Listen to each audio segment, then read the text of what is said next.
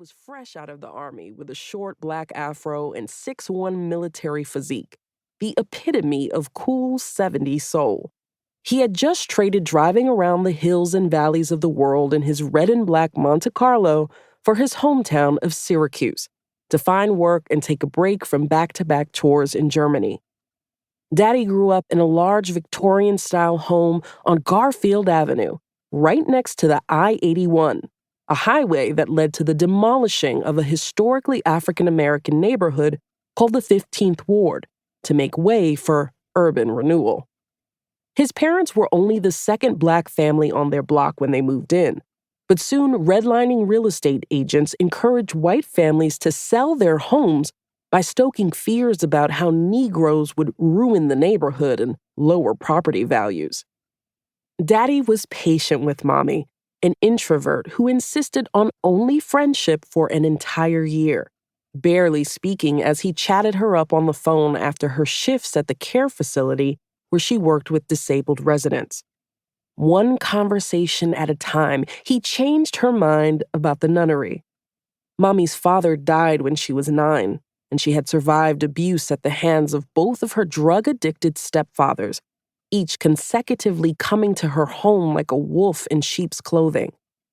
Daddy had a troubled relationship with his father, which seemed to overshadow nearly every memory of his youth with a dark gray cloud of angst. My parents bonded over their childhood traumas, each of them with stories of pain that erased whatever cultural contrast they had and connected them on a human level. Neither of their families took offense at the intercultural symbolism of my parents' union. My father was a dark-skinned African-American man. My mother, a racially ambiguous, tan-skinned Puerto Rican, who was sometimes mistaken for a light-skinned African-American woman.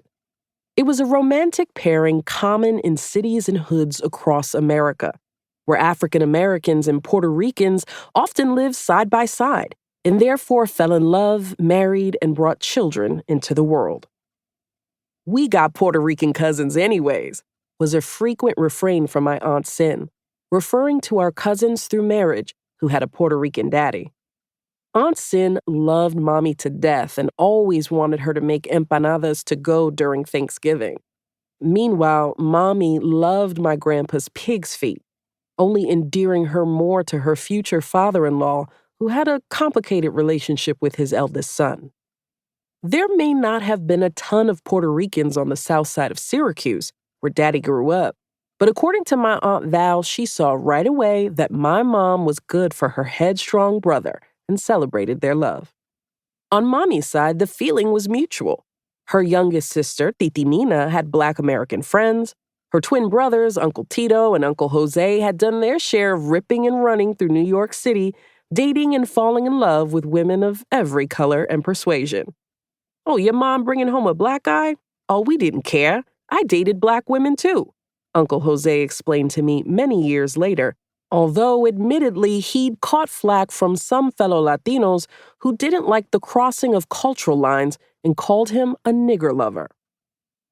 Mommy's family was so far removed from her daily life, with my abuela being down in Puerto Rico with my titi Nina and my uncles down in Florida, that meddling in their independent eldest daughter's romance wouldn't have made sense anyways.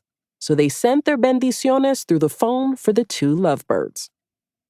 My parents, who were only in their 20s when they had me in 1986, spent my early years doing the best they could to raise a child on their own, making use of the village they created upstate, but doing much of the heavy lifting themselves.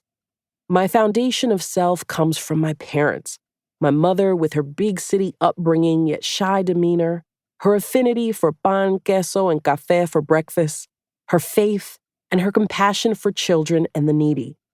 And my dad with his inextinguishable confidence, a walking, talking Black history lesson of endless facts, despite having no college degree, with his posters of Malcolm X on our walls, and his love of collard greens, yams, and chitlins. Different as they seemed, it turned out my parents had a lot more in common, more history and culture than was obvious at first blush. It all started with each of their families' courage to come up north.